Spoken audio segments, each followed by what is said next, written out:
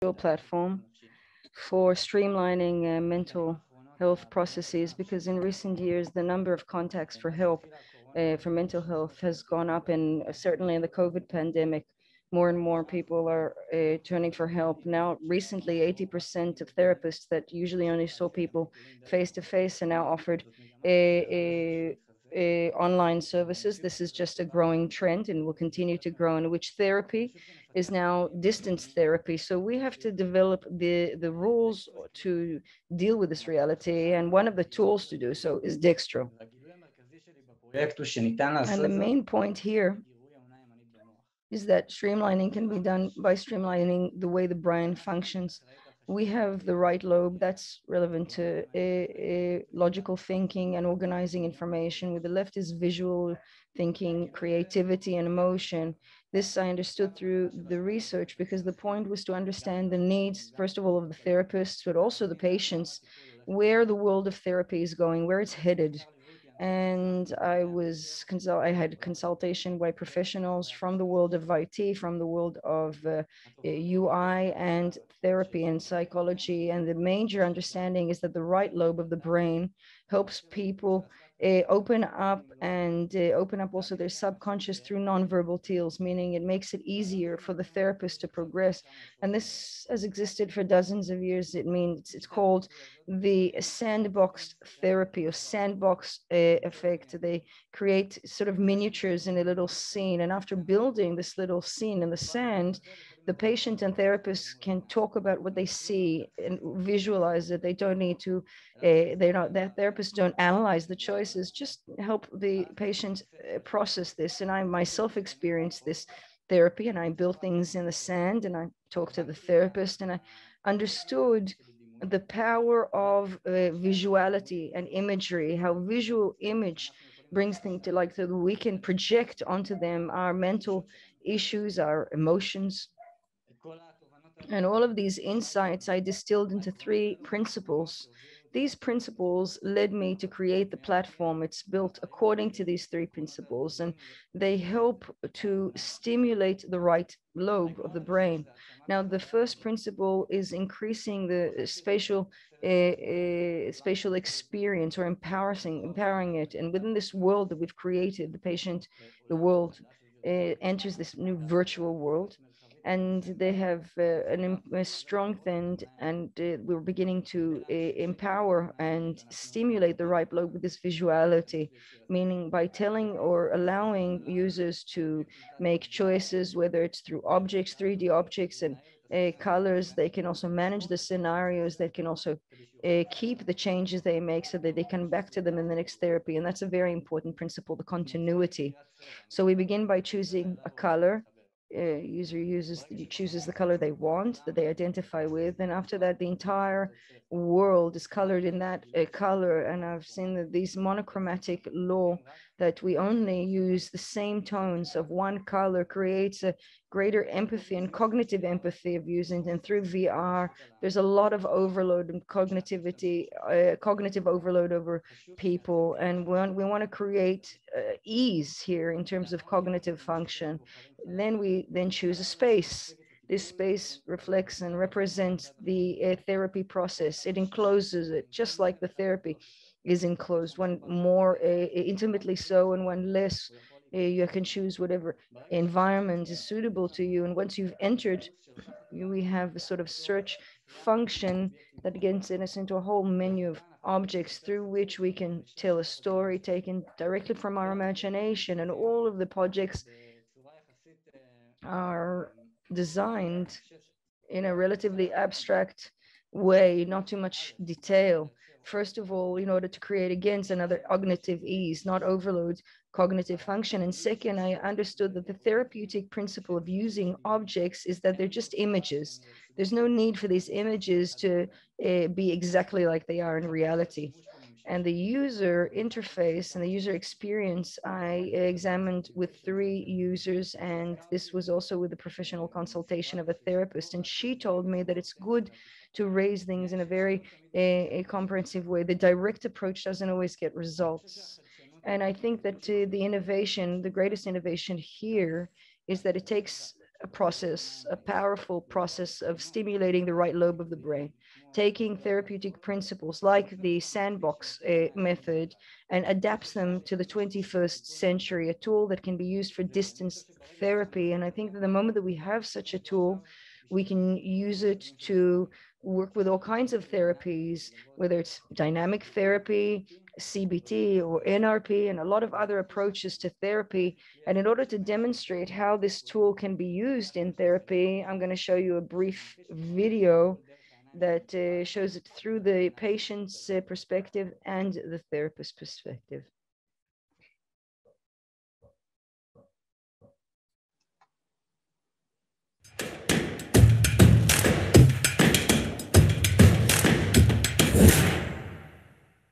Dextro is a virtual platform that accompanies and improves mental health therapy. Meet Daniel. He and his therapist Judy encountered during the therapy process a difficulty that Daniel could not express in words. They used Dextro to help him. The platform enables the expression of the subconscious mind through nonverbal tools. It runs on a highly secure cloud so that it can be used online. When Daniel wears the VR headset at his home and Judy accompanies him remotely through her computer, the treatment can begin. Daniel designs the space in which he feels most comfortable. Inside the space he chooses, he creates an imaginary scene using 3D objects. In the first session, he draws a story of a large wolf next to a small group of animals. In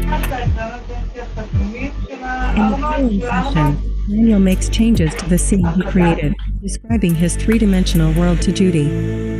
While discussing his virtual scene, Daniel realizes that the wolf symbolizes something else. When he was younger, he was severely bitten by a large dog and had to be rushed to the hospital. The use of visual images, while processing them with Judy, enabled Daniel to access a past trauma from his subconscious mind. When our story is laid out before us, we can understand it much better.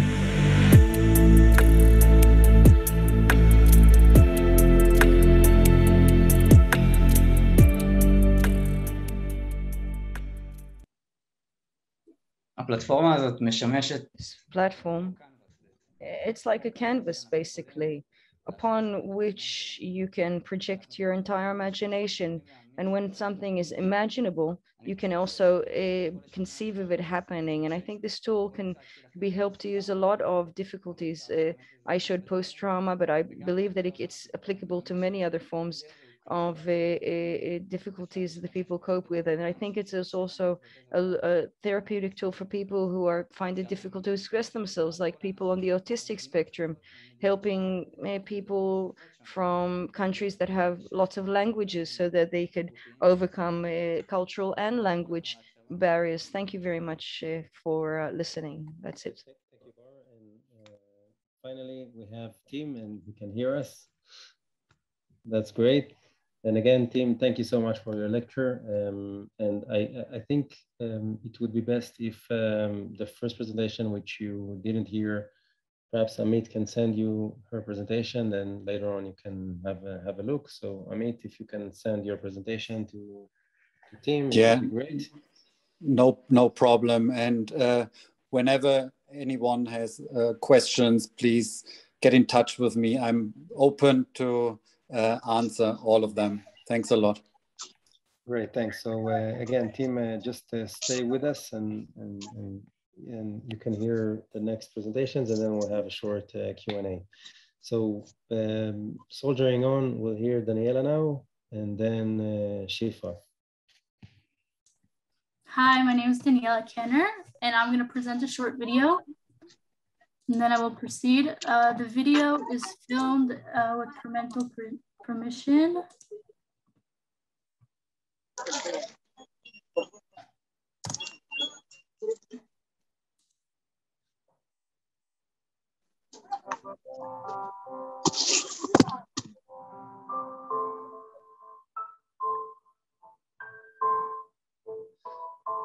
So how are you feeling today?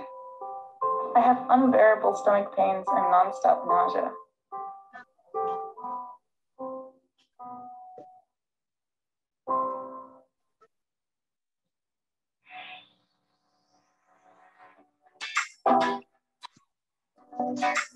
That's where her teeth.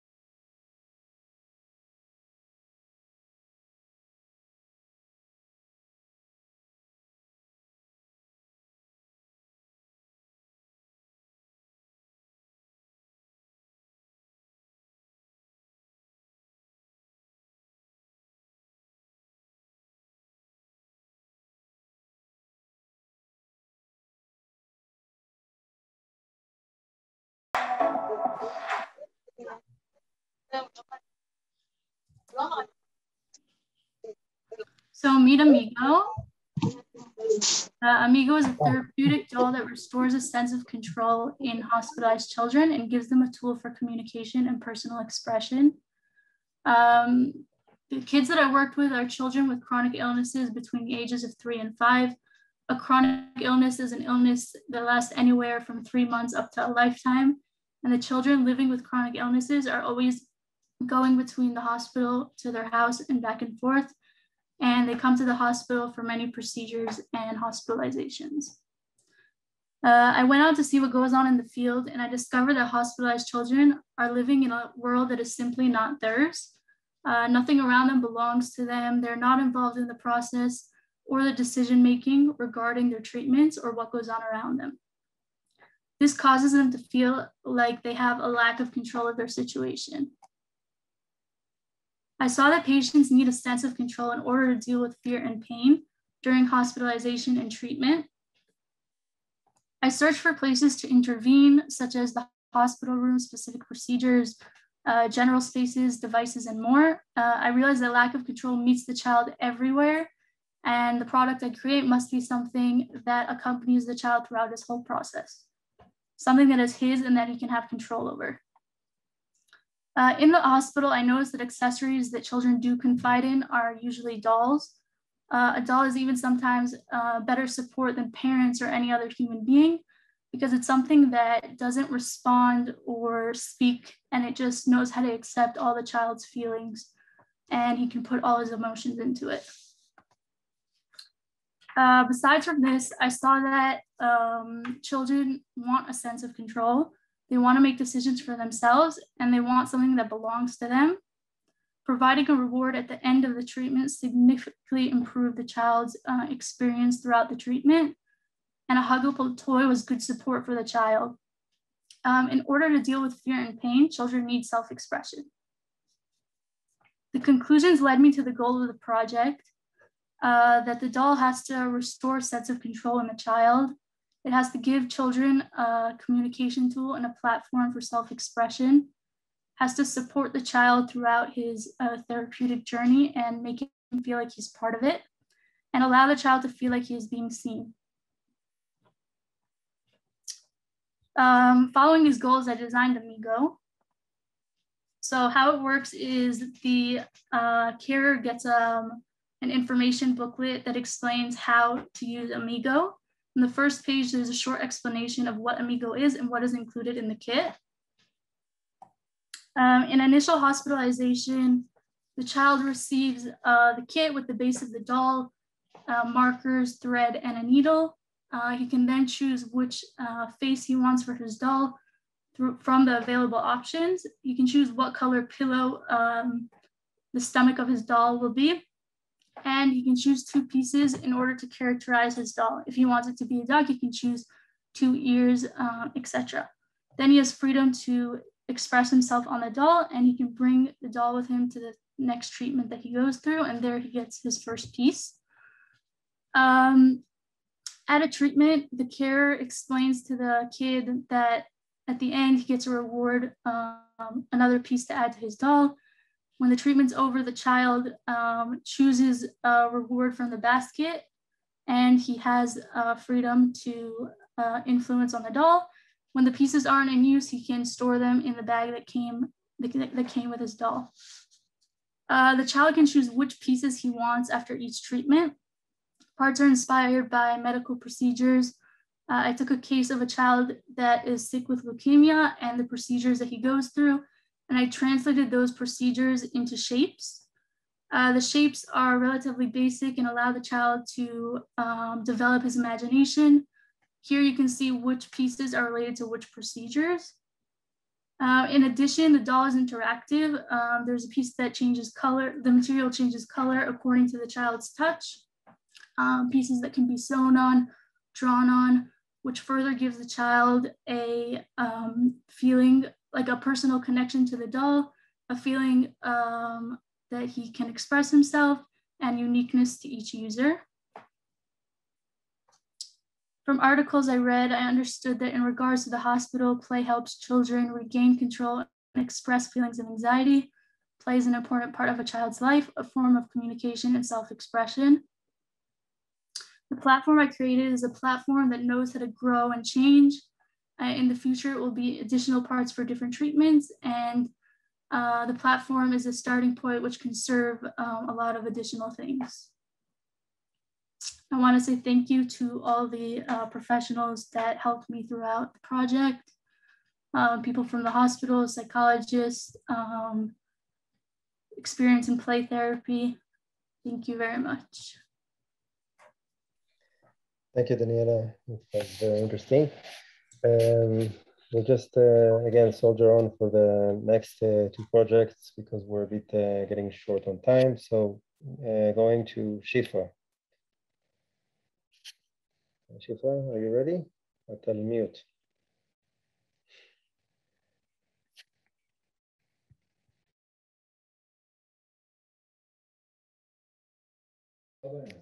שיפה, אתה מיוט עדיין.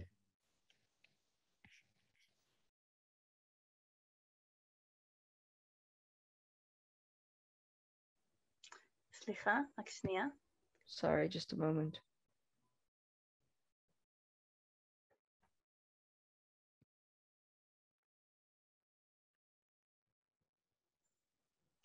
היי, שלום. אני Hello, שפרה. my name is Shifa, and I'm gonna show you my final project. I'll give you a bit of background. I'll show you a short video, and then I'll give you a couple of explanations. Well, my project deals with the connection of two worlds, intellectual disabilities and therapeutic horticulture. As for therapeutic horticulture, means using plants and activities in the garden and our love of nature and through dealing and taking care of plants, we get all sorts of therapeutic objectives, and there are a lot of therapeutic benefits. And with intellectual disabilities are usually a developmental problem that impact intellectual ability, in which the IQ is lower than the average. The data in Israel, according to the welfare ministries, that we have 40,000 about 40,000 people currently is enrolled with intellectual disability, and you can see the kinds of living accommodations where over 30% of people with intellectual disabilities leave home and live in some kind of rehabilitative center. I dealt with adult population with the ID. They're over the age of 21, and personally, I would say that I have a very dear friend who has an intellectual disability, and I felt very connected to this issue. And when I studied about therapeutic gardens, I saw how powerful this method is, this tool is, and I really wanted to use it because therapeutic gardens are multi-tiered. All of the senses are employed: smell and taste and touch. You see, you hear. There's learning in the gardening about processes that occur physically. You step outside, you're dynamic, you're lowering yourself into the soil to take care of it. It's an activity, it's action, something that's associated with the positive emotions. And in therapy that is conducted in this manner, it's a therapy that happens through the connection to the plants. Most of it is nonverbal. and it can be counseled or guided by a professional. And I saw that there was a need to mediate this world of therapeutic horticulture to intellectual disabilities, where anybody who want to feel this therapeutic approach and have access to it. So I want to create a kit that will allow people with this disability a way to have a method of doing this therapy without having to go anywhere or be part of a program. So I created connections with several rehabilitative centers for adults, and did observations in these centers, saw how their residents experienced their time there, came to conclusions. I had certain things that I wanted to focus on, and then to, of course, validate specifically the project, the product.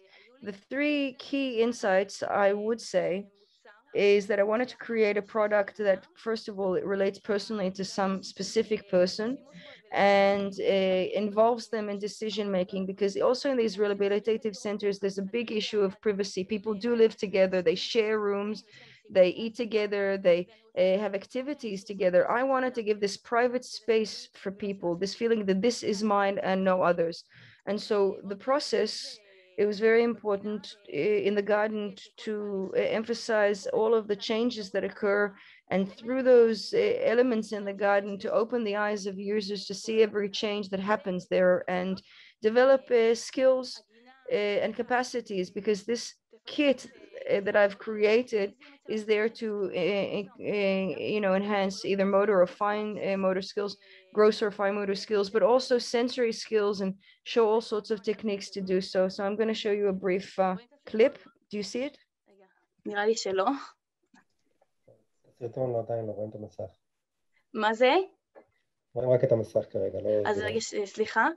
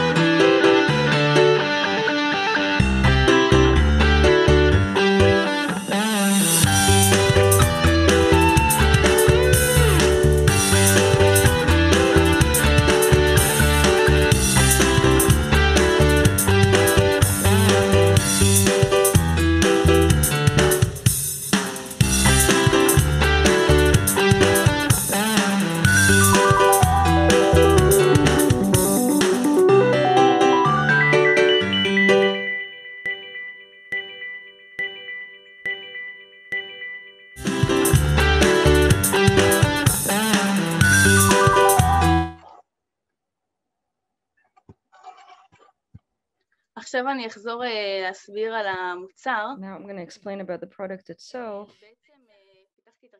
I developed the Ginat kit, which is a product that you can buy on the special website that I made for it. It's a kind of rings that you lay on the ground. You can choose a flat area in the garden that you can lay it on. And there's a big peripheral ring that's like a spacer to define the area that is most ideal to grow something.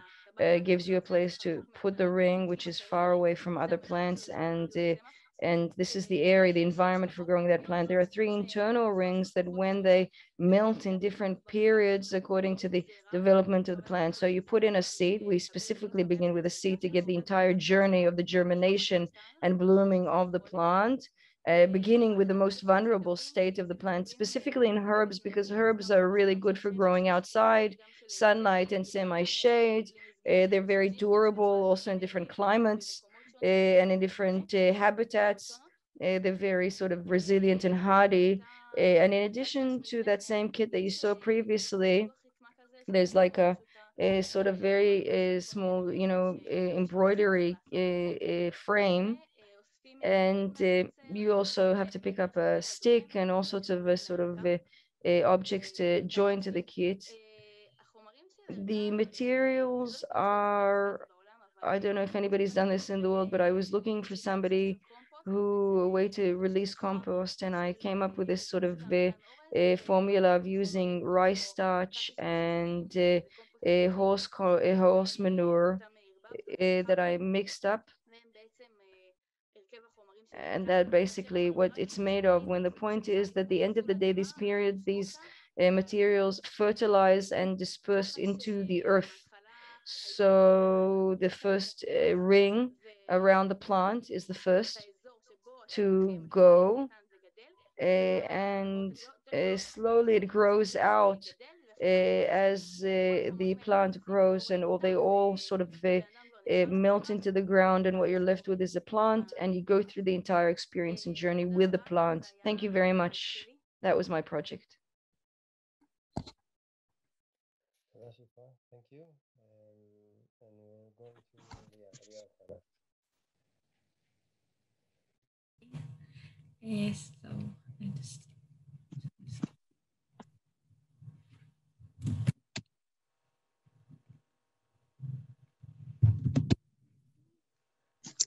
okay. So, Shalom, אני אליה. Hello, my name is Elia, and my project deals with post-trauma and flashbacks. So let's first begin about PTSD. PTSD is a psychological condition that happens with people that have experienced either a traumatic event or some kind of a very upsetting event. In the US alone, we have 8% of the population. That's 25 million people in the US alone that we know from studies that less than 40% of them ask for help and try to deal with it, mostly try to deal with it themselves. So within the post-traumatic world, I dealt with one specific phenomena, flashbacks, which unlike autobiographical memory, the person recalls a trauma, a past event, what they felt at the time, that it was hard, what crossed my mind. But a flashback is different. I really relive the experience. My body goes into the same defensive mechanisms that it had at the time, truly reliving the sensation. It's absolutely outside one's control. And this is from an interview that I held with a wonderful young lady that talked to me about her post-trauma.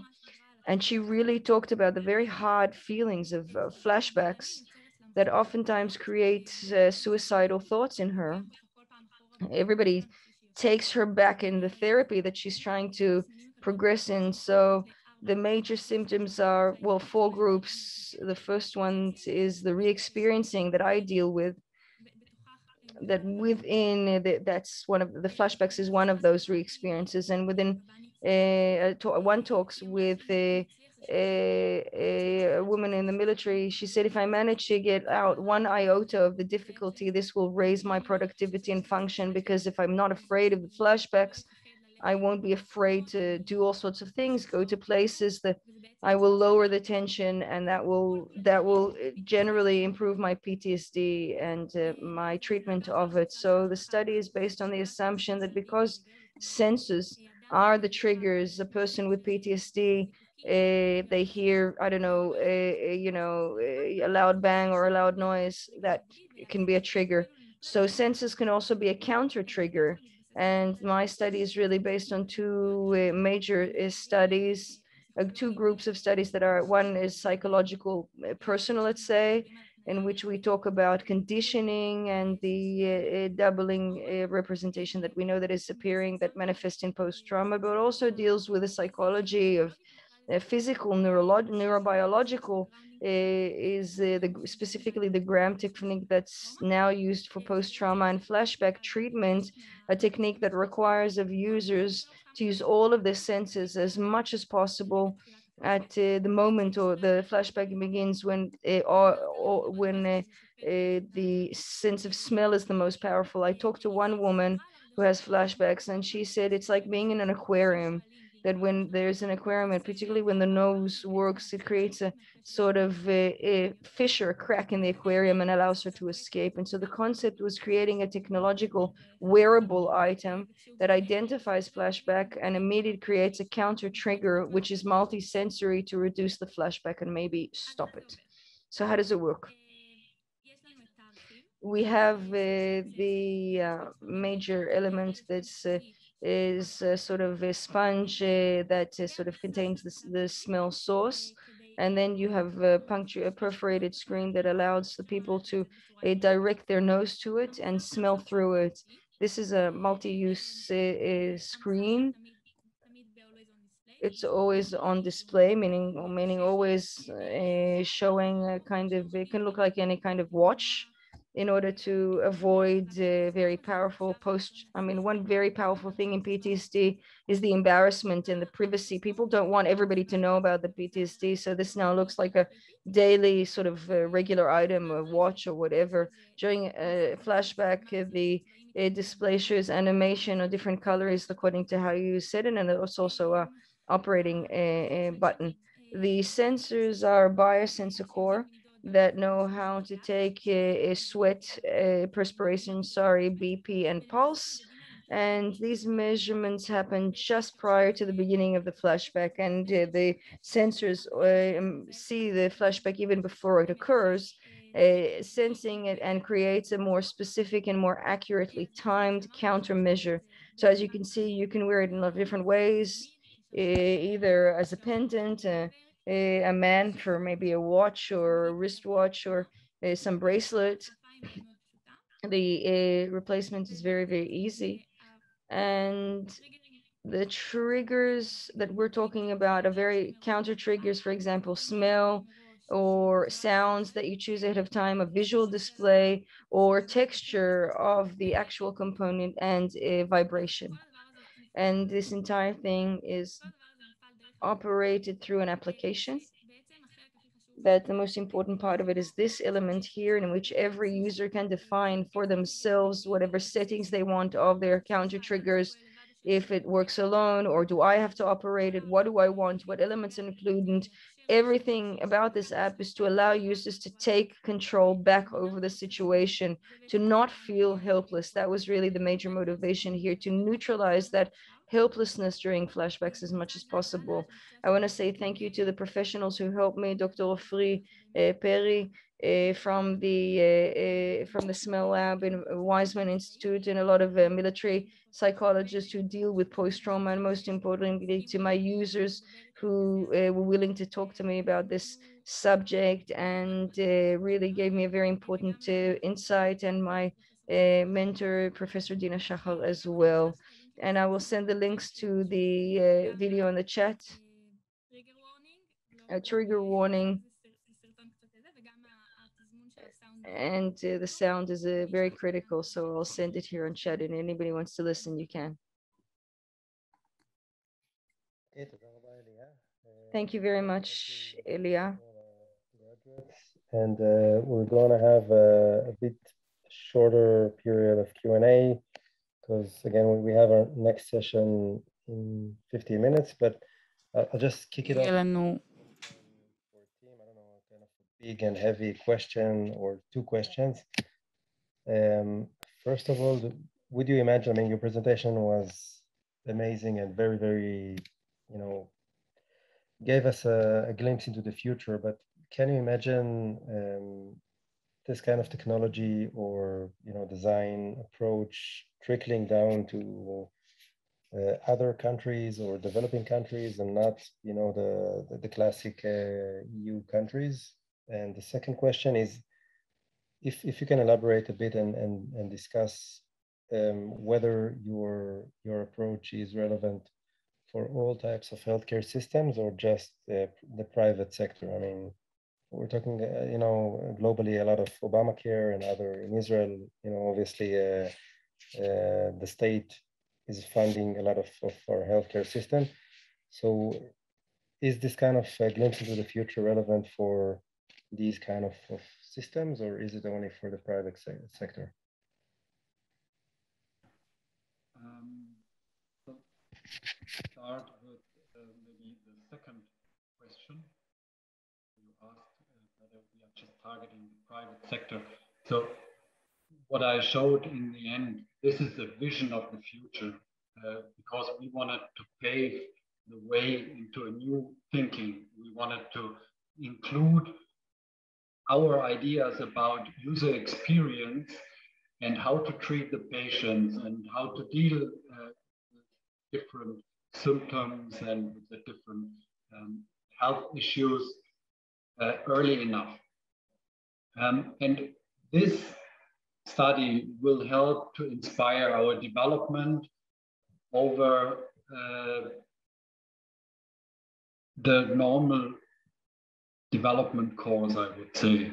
So it inspires also the development of the products we are currently developing for emerging countries. We have a big focus on those countries because we see the issues, as you said, as you saw on the second slide, that the amount of people who need this healthcare is rapidly increasing. So what we want to do, we want to include a better design vision into all our products. And that's why we start early to think even further and try to imagine what's possible in the end. Okay, thank you. Thank you, Tim. I have a question for the students. Could you please just elaborate on the importance of the validation part of your design process? I know that each and every one of you was supported by a professional team. You also met up in your research process with your users and so on and so forth. Can you just elaborate on how important it is and what happened as a result in your project? What happened there as a result of this validation? Jonathan, you can choose the order that you want them to answer. So maybe we can start with Elia. We'll go from end to first. אני חושבת שהרבה מאוד I think that a lot of the directions, the turns that this project took along the way happened following my conversations with the users and experts. I came with a certain basic assumption, and now you needed to either prove or refute it. The experts gave it the research validation, and the users gave it the relevance validation. It's okay that studies support something, but the question is reality aligned with these studies? And without that, I feel like there's no hold to this project, because I feel like I've created something completely new here, some kind of an alternative treatment that doesn't exist today. And in order to really become a treatment, then of course it needs to, the burden of proof is upon it. Shifra, you want to just elaborate? כן. Yes. אני בעיקר... Well, I mainly... I started with observations, observing the users, the population, in order to get to know it without intervening, without projecting my thoughts on them. And,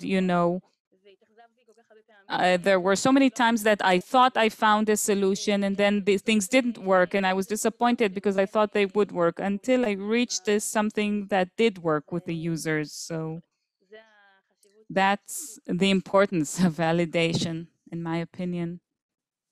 Okay, great. So I think that that's a very, very important part, and it's also something that I would like to emphasize for the other students who are listening. I